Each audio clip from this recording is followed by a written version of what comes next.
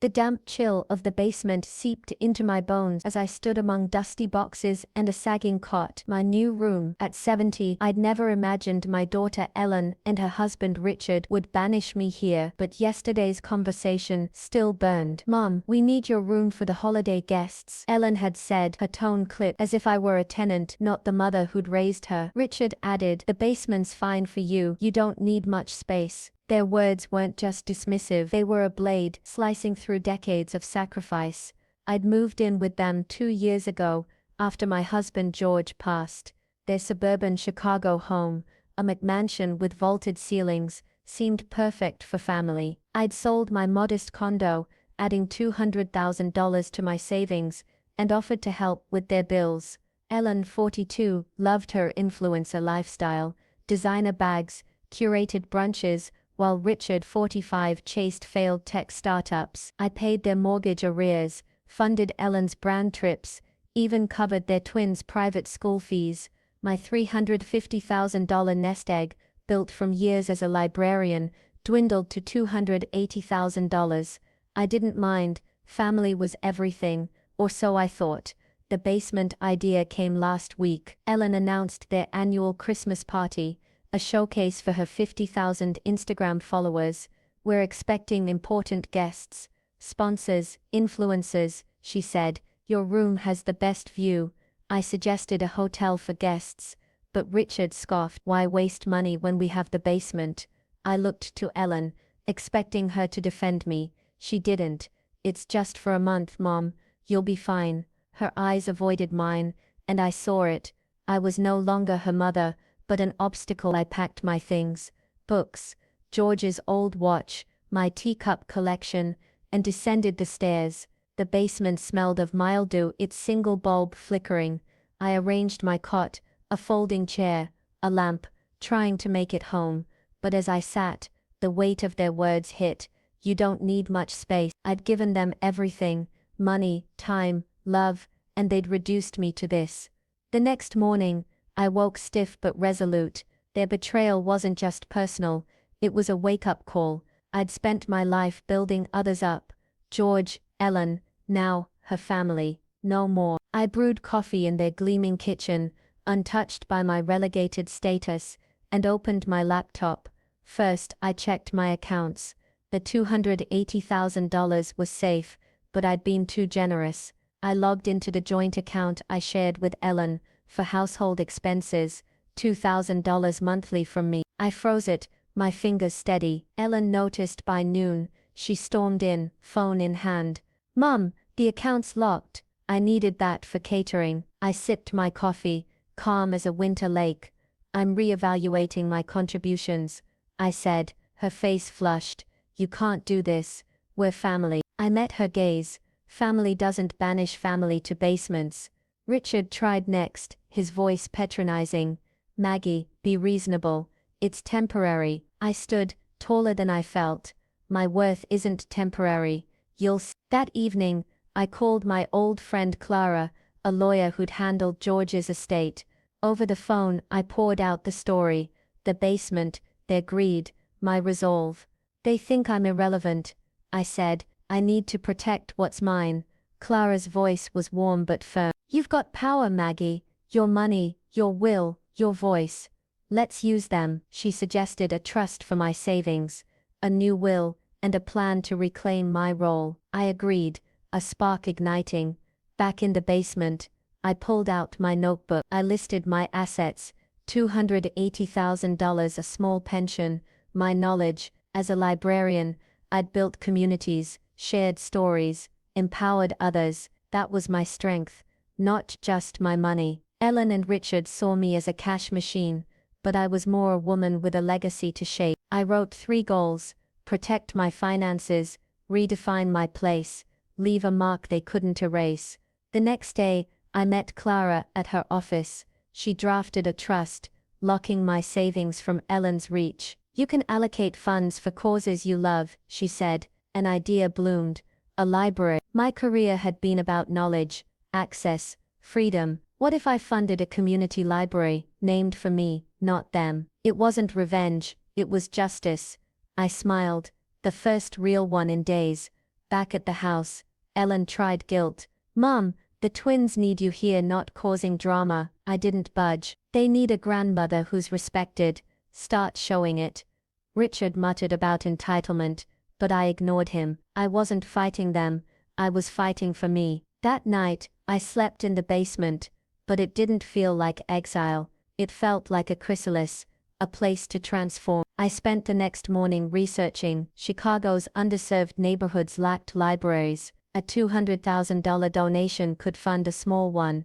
Books, computers, programs. The Margaret Thompson Library, my name, my legacy, not theirs. I emailed a local nonprofit, outlining my vision. They replied instantly, eager to meet. I felt alive, purposeful, like the woman who'd once organized citywide reading programs. As the holiday party loomed, Ellen and Richard grew frantic. Guests were coming, big names, they said. I stayed out of their way, planning in the basement. I wasn't invisible, I was strategic. They'd moved me down here to make room for their world, but I was building a new one. They thought I was powerless, but I held the pen to their future, and mine. I'd rewrite it, not with anger, but with strength.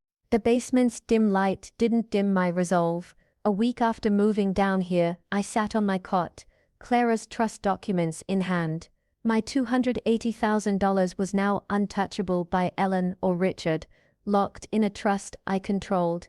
I'd also instructed Clara to revise my will, removing them as primary beneficiaries. They'd expected my money to fund their future. Instead, I'd fund a legacy they couldn't claim. It wasn't spite, it was clarity. They'd shown their priorities, and I was rewriting mine. I met with the nonprofit Chicago Reads. That morning, their director, Ayesha, was warm, her office cluttered with books. A library in your name is ambitious, she said, eyes bright. $200,000 could build a community hub. Books, tech, workshops. I described my vision, a place for kids like I'd once taught, for adults seeking skills, for stories to live. The Margaret Thompson Library, I said, testing the name. Ayesha grinned. It's perfect. We agreed to draft plans with $50,000 up front to start. I wired it, my heart racing. This was real. Back home, Ellen was in chaos mode. The party was days away and she'd noticed my absence, not emotional, but financial. Mom, the caterer's threatening to cancel, she wailed, cornering me in the kitchen. I stirred tea unmoved. You moved me to the basement, Ellen. Handle your own bills. Her eyes widened, then narrowed. You're being selfish. I laughed, sharp and free. Selfish.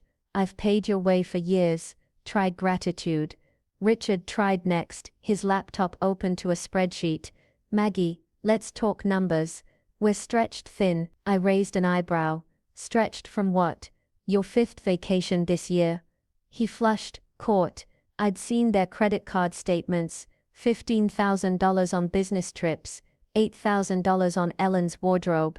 My money had fueled their facade, but no more. Figure it out, I said, walking away. The basement stairs felt like a victory march. Clara called that evening. The trust's ironclad, she said. Your will now leaves $20,000 to the twins' college fund, $10,000 to Ellen and Richard, and the rest to Chicago Reads. I exhaled, relieved. The twins Lily and Max were my heart. I'd secure their education, but their parents would get no windfall. What's next? Clara asked. I smiled. Exposure. Ellen and Richard's social circle influencers. Entrepreneurs thought they were self-made. They weren't. My money had propped them up, a truth they hid. I'd change that. I drafted an email to Ellen's closest friend, Tara, a blogger with a big following. Tara, I wrote, I've been funding Ellen and Richard's lifestyle, mortgage, school, trip. They've moved me to their basement to make room for guests. I'm done. People should know who they are. I hit send, my pulse steady. Tara replied within hours. Maggie, I'm shocked. Can I share this? I said, yeah. By morning, Tara's blog post, The Truth Behind the Perfect Couple, was live. It didn't name me, but it detailed a family member, bankrolling Ellen's success, now relegated to a basement. Comments poured in, some skeptical, others outraged. Ellen's followers dropped by 2,000 overnight. She burst into the basement, phone shaking. "Mom, what did you do? My sponsors are pulling out." I looked up from my book. "I told the truth, Ellen. You built your life on my money, not your hustle." Richard was livid, pacing the kitchen when I emerged. "You're ruining us," he shouted. I crossed my arms. "You ruined yourselves. You thought I was disposable. I'm not." He stormed out, Ellen crying behind him. I felt a pang. Mothers always do, but it passed. They'd chosen this, not me. I spent the day with Ayesha, touring a potential library site in Inglewood, a neighborhood starved for resources. The empty lot was small, but I saw it a brick building, glass windows, shelves of books. "We'll name it after you," Ayesha said. I nodded, tears pricking. This was my mark, not theirs. I pledged another $50,000, leaving $80,000 in my trust. Enough for me, for now. That evening, the house buzzed with party prep. Caterers bustled, fairy lights twinkled, but Ellen's face was pale, her phone silent. Richard avoided me, his bravado gone. I stayed in the basement, reading about library designs. Their world was crumbling, but mine was rising. I wasn't invisible. I was a force, reshaping their narrative and my own. The party came and went. I heard laughter, clinking glasses, but didn't join. Lily and Max snuck down, hugging me. "Why are you here, Gran?" Lily asked, her eyes wide. I kissed her forehead. "Just planning something big, sweetheart." They didn't need to know the details, only that I loved them. As they left, I vowed to protect them, not their parents' greed. Clara called the next day. Tara's post went viral. Ellen's lost 3 sponsors. I exhaled. Good. They need to stand on their own. Clara laughed. "You're a quiet storm, Maggie." I smiled. Quiet, yes, but powerful. I'd given them everything: money, love, a home. Now, I was taking back my story, not to destroy them, but to save myself. The basement wasn't my prison. It was my launch pad, and I was soaring. 3 weeks after Tara's post, the Margaret Thompson Library was more than a dream. It was a blueprint. Ayesha and I met weekly, poring over designs at Chicago Reed's office. The Inglewood site was secured, a $100,000 donation from my trust covering land and permits. Architects sketched a modern space, open stacks, a tech lab, a children's corner. "Your name will be on the sign," Ayesha said, showing me a mock-up. "Margaret Thompson Library." I touched the paper, my throat tight. This was my legacy, not Ellen's or Richard's. Their world was unraveling. Ellen's Instagram following plummeted to 40,000, her sponsors wary. Richard's latest startup pitch failed, investors citing reputational risks. They hadn't spoken to me since the party, but the twins told me Ellen was sad all the time. I ached for them, but not enough to reverse course. They'd moved me to the basement, called me irrelevant. I was proving them wrong, not with anger, but with purpose.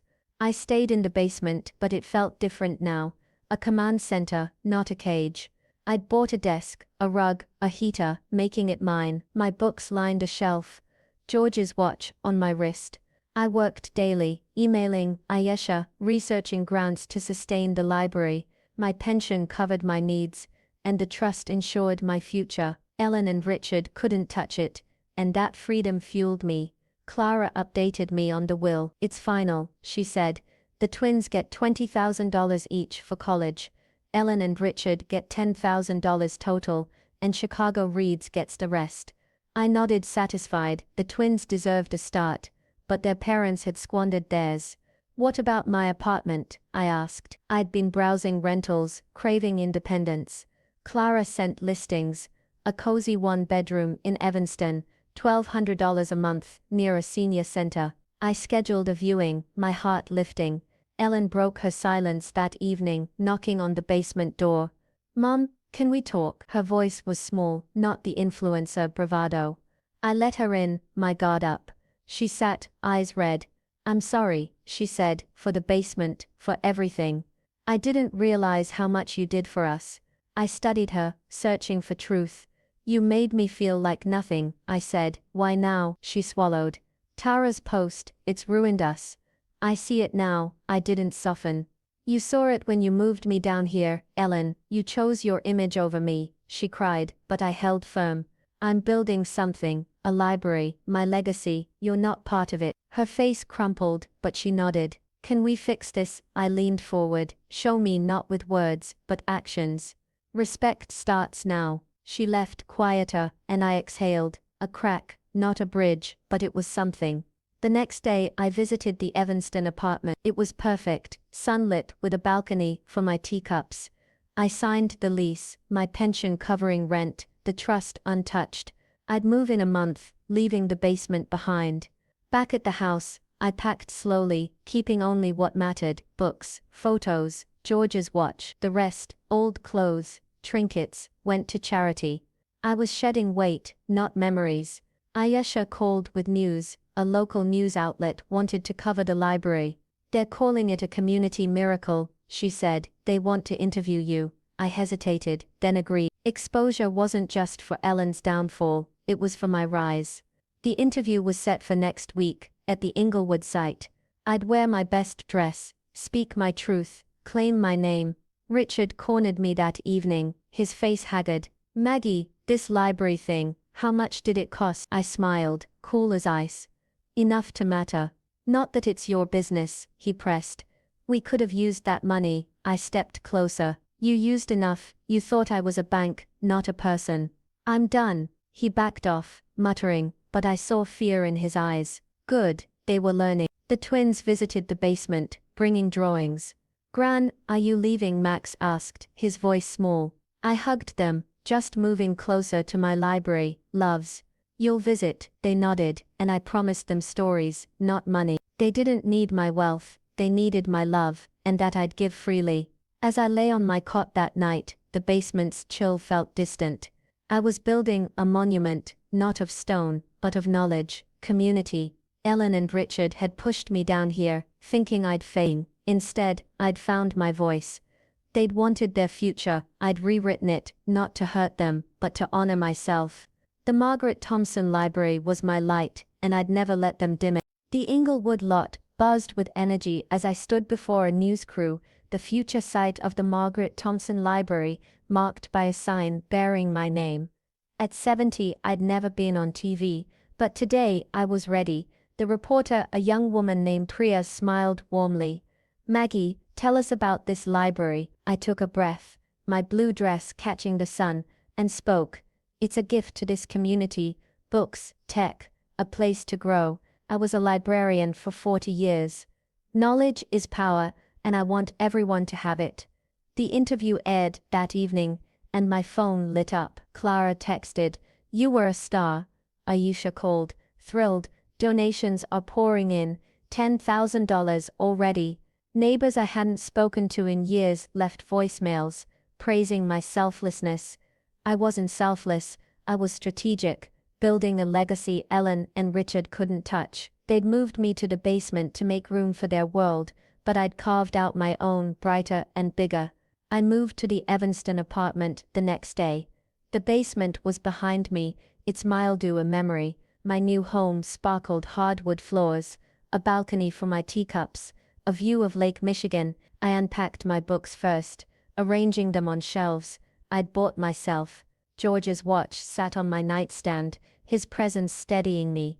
I was alone, but not lonely.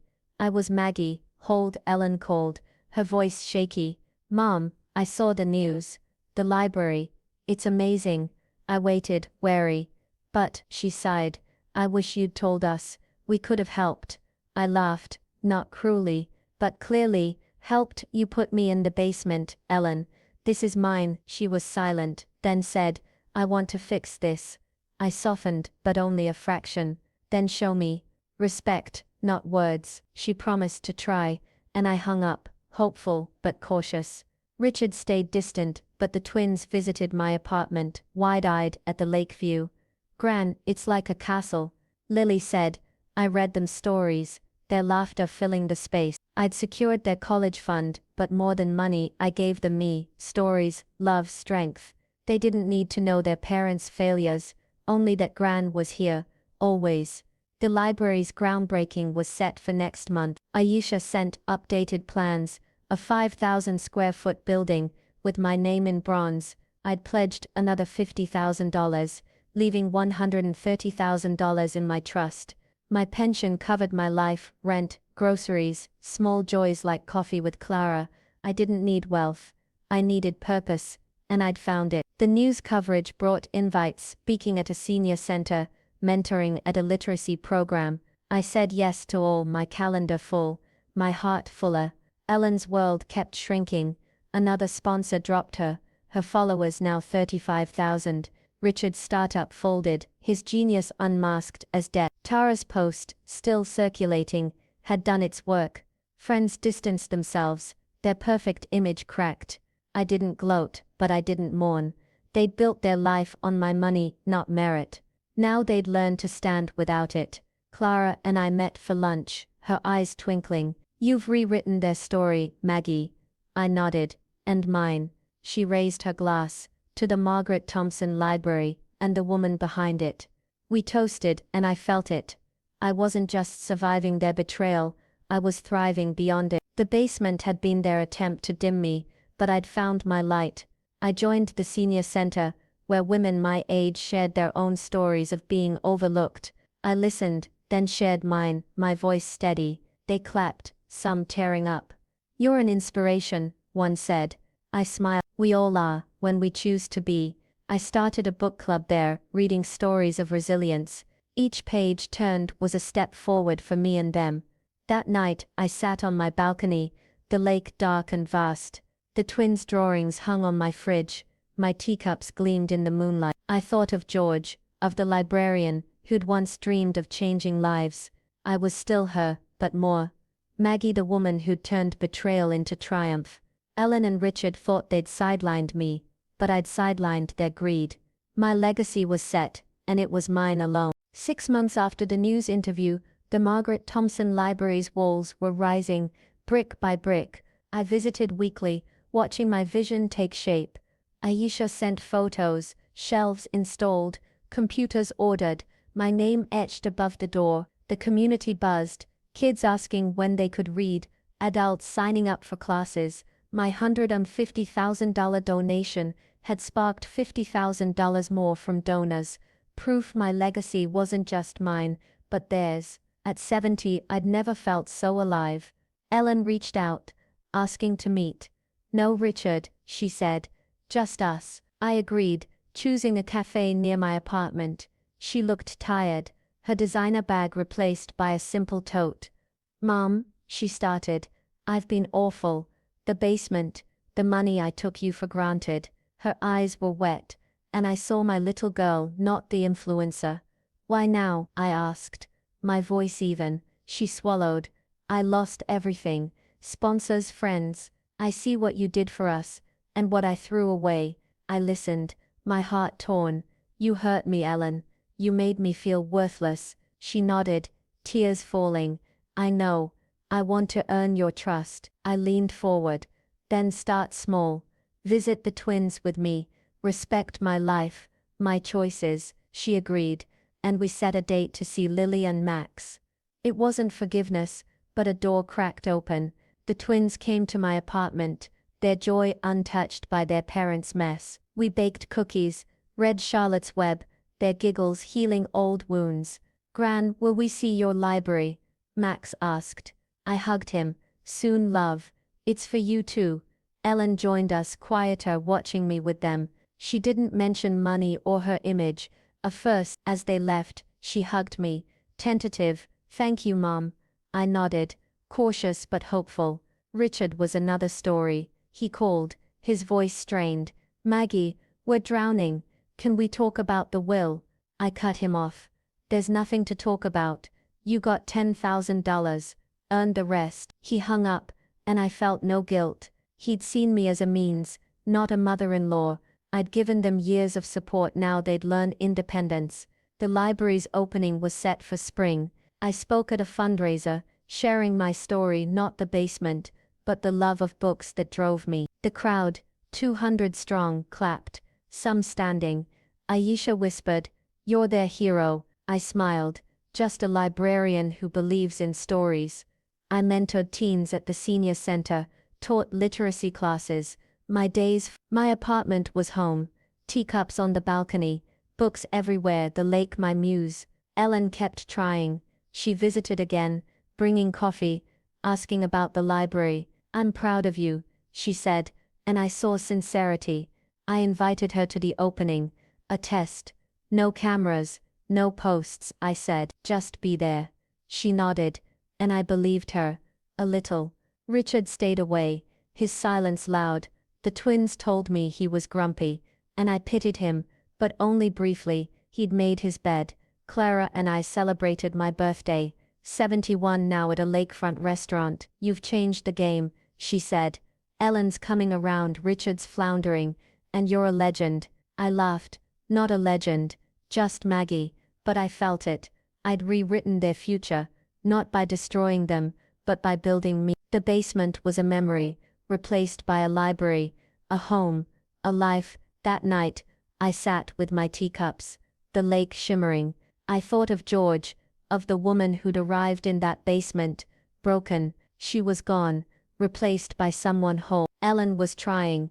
The twins were my light, but I was my own anchor. They'd moved me down to make room for their world, but I'd made room for mine. The Margaret Thompson Library was my legacy, and no one could dim it. The Margaret Thompson Library opened on a crisp April morning, its glass doors gleaming under a Chicago sun. At 71, I stood before a crowd of 300 kids, parents, neighbors. My book club, Clara, Aisha, the bronze sign above, read my name, and my heart swelled. This is for you, I said, cutting the ribbon. For stories, for dreams, for us. Cheers erupted, and I felt George's smile, somewhere beyond. Inside, shelves burst with books, computers hummed, kids ran to the story corner. My $150,000 had built this, with $50,000 from donors sealing it. Aisha hugged me. You've changed Inglewood, Maggie. I shook my head. We did. Teens I'd mentored read poems, their voices strong. I'd given them a stage as I'd given myself one. Ellen was there, no phone, just her. She hugged me, tears in her eyes. I'm so proud, Mom, I hugged back, feeling her effort. She'd visited the twins with me, listened to my stories, stopped asking for money. It wasn't full trust, but it was progress. Richard didn't come, his absence a choice. The twins told me he was jobless. Humbled, I didn't gloat. I'd won by rising, not by their fall.